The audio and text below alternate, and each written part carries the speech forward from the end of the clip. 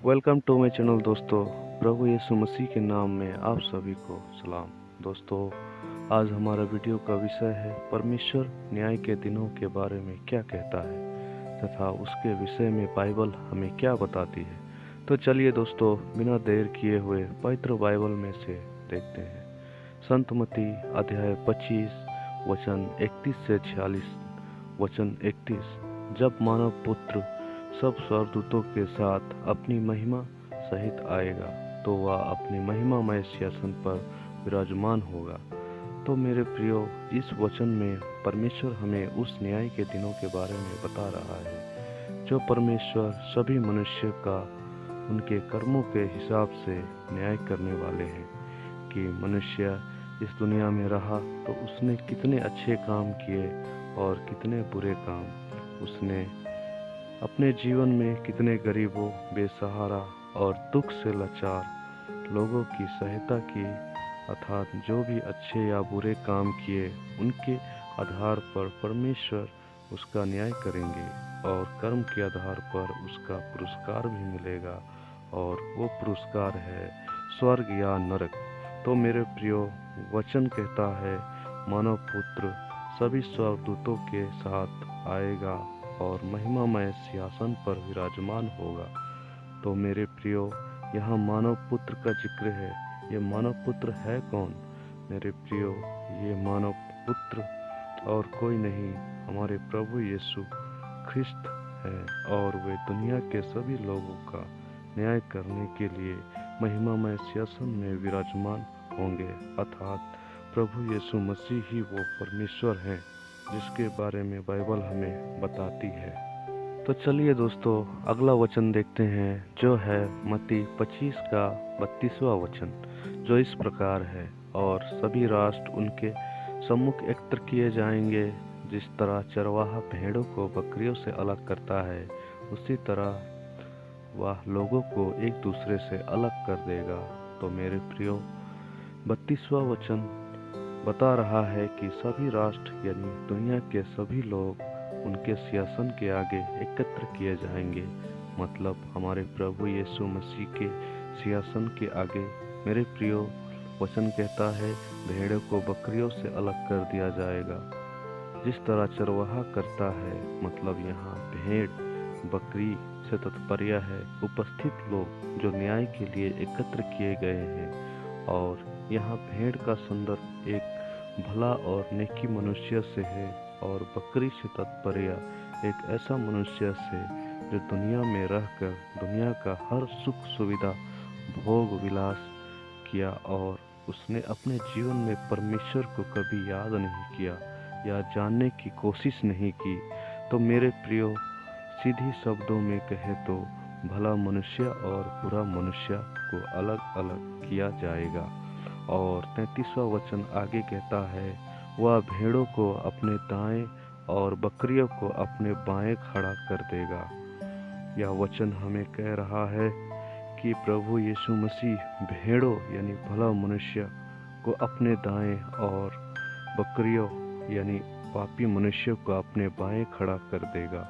तो मेरे प्रियो, हमारे पास अभी भी समय है अपने बुरे चाल चलन को छोड़कर परमेश्वर के पीछे चलने के लिए तथा अपने पापों से पछतावा करके उसके दाएं खड़े होने का।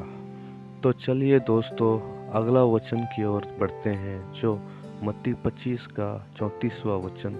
तब राजा अपने दाएं के लोगों से कहेंगे, मेरे पिता के कृपा पात्रों, आओ और उस राज्य के अधिकारी बनो जो संसार के प्रारंभ से तुम लोगों के लिए तैयार किया गया है। तो मेरे प्रियो, इस वचन में परमेश्वर दाएं यानी भले लोगों को स्वर्ग राज्य के अधिकारी बनने का आज्ञा देता है, जो कि संसार के शुरू में ही तैयार था। जो लोग परमेश्वर के परीक्षा में खरे उतरेंगे उनके लिए। तो दोस्तों, इन लोगों ने कौन कौन से ऐसा काम किया जो परमेश्वर उस काम के बदले में उन्हें स्वर्ग राज्य का अधिकारी बना रहा है। तो इसके विषय में वचन कहता है जो है मत्ती 25 वचन 35 से, क्योंकि मैं भूखा था और तुमने मुझे खिलाया है, मैं प्यासा था तुमने मुझे पिलाया, मैं परदेसी था और तुमने मुझको अपने यहाँ ठहराया। और 36वां वचन कहता है, मैं नंगा था तुमने मुझे पहनाया, मैं बीमार था और तुमने मुझसे भेंट करने आए, मैं बंदी था और तुम मुझसे मिलने आए। तो दोस्तों, इन वचनों में परमेश्वर उन धर्मियों को बता रहा है कि उन्होंने परमेश्वर के लिए क्या क्या किया है। इसके लिए उन्हें पुरस्कार के रूप में परमेश्वर उन्हें स्वर्ग राज्य का अधिकारी बना रहा है। लेकिन दोस्तों, यहाँ धर्मियों के मन में प्रश्न उत्पन्न होता है कि हमने कब परमेश्वर के लिए ये काम किए। इसी बात को वचन आगे कहता है, मत्ती 25 का 37वां वचन। इस पर धर्मी उन्हें कहेंगे, प्रभु, हमने कब आपको भूखा देखा और कब खिलाया, कब प्यासा देखा और पिलाया। और आगे 38वां वचन कहता है, हमने कब आपको परदेसी देखा और अपने यहाँ ठहराया, कब नंगा देखा और पहनाया। और 39वां वचन कहता है, कब आपको बीमार या बंदी देखा और आपसे मिलने आए। तब परमेश्वर उन्हें उत्तर देंगे। 40वां वचन कहता है, राजा उन्हें यह उत्तर देंगे, मैं तुम लोगों से यह कहता हूँ, तुमने मेरे भाइयों में से किसी एक के लिए, चाहे वह कितना ही छोटा क्यों ना हो, जो कुछ किया वह तुमने मेरे लिए ही किया। तो मेरे प्रियो, इस वचन में भी परमेश्वर हमसे कितनी बड़ी बात कहता है कि हम परमेश्वर के नियमों पर चलकर, उनकी आज्ञाओं को मानकर परमेश्वर की महिमा या सेवा कर सकते हैं। लेकिन परमेश्वर हमसे कहता है कि हम दुनिया में उपस्थित जितने भी लोग गरीब हैं, उनको 2 वक्त का खाना सही तरीके से नहीं मिल पाता है, उन्हें अपने हिस्से में से खाना खिलाकर, प्यासे लोगों को पानी पिलाकर, परदेसी जिन्हें रात होने पर ठहरने के लिए जगह की ज़रूरत होती है, जो पैसा वाला होता है उसे जगह मिल जाती है, लेकिन जो गरीब होते हैं उन्हें नहीं मिलती। उन्हें अपने यहाँ ठहरा कर, जो नंगे हैं उन्हें पहनने के लिए कपड़ा देकर, और जो बीमार हैं उनसे भेंट करके ढड़स बांधकर, बंदियों से मिलकर, क्योंकि जो लोग बंदी होते हैं उन्हें लोग सोचते हैं कि यह अपने कर्म का फल भोग रहा है, इसे भुगतने दो, जबकि इस समय उन्हें अपने संगे संबंधी और मित्रों की हौसले की जरूरत होती है। तो दोस्तों, इन सब कामों से परमेश्वर को महिमा तथा खुशी मिलती है।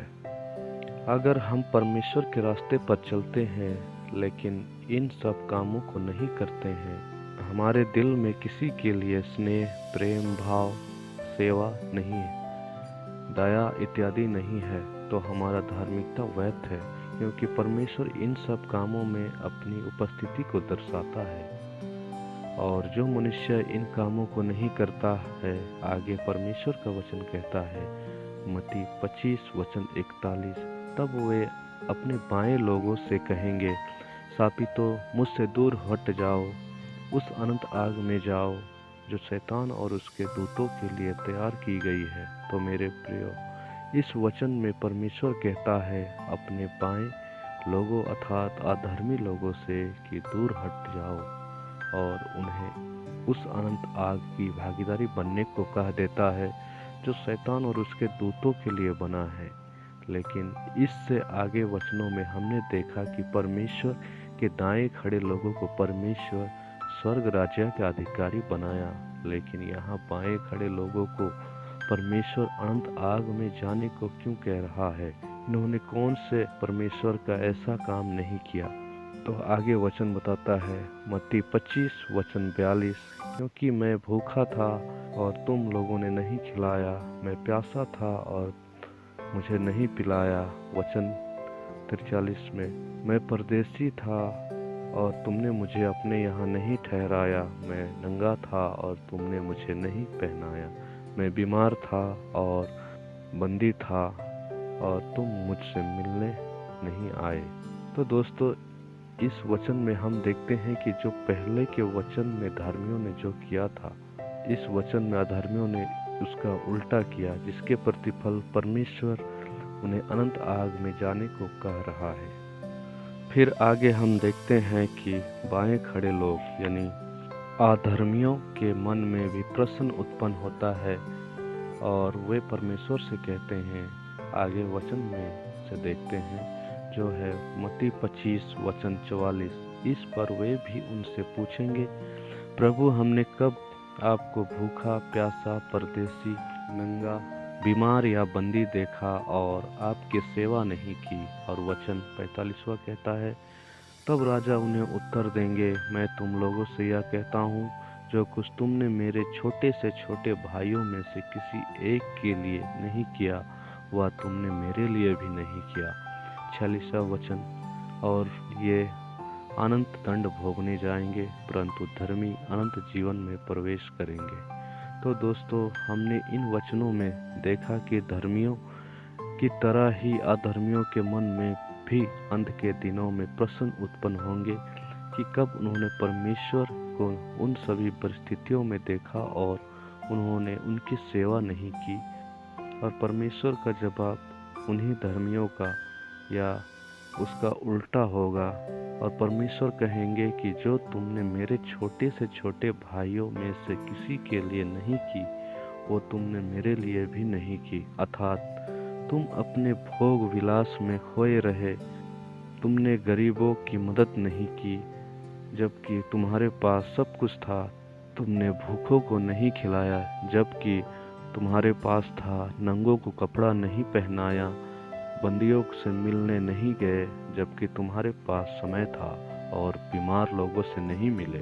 तो मेरे प्रियो, इन वचनों के माध्यम से परमेश्वर का वचन स्पष्ट शब्दों में कहता है कि अगर हम अपने जीवन में सेवा, भलाई, पुण्य, मदद आदि काम जो परमेश्वर को प्रिय हैं अगर नहीं करते हैं, तो अंत के दिनों में हमारी जगह भेड़ों में नहीं बल्कि बकरियों में, परमेश्वर के दाएं नहीं बल्कि परमेश्वर के बाएं, स्वर्ग में नहीं बल्कि नरक में होगा। और अगर हम अपने जीवन में परमेश्वर के रास्ते में चलते हुए सेवा, भलाई, पुण्य, मदद आदि काम जो परमेश्वर को प्रिय हैं अपने जीवन में करते हैं, तो हम अंत के दिनों में हमारी जगह परमेश्वर के दाएं, हमारी गिनती भेड़ों में तथा हमारी जगह स्वर्ग में होगा।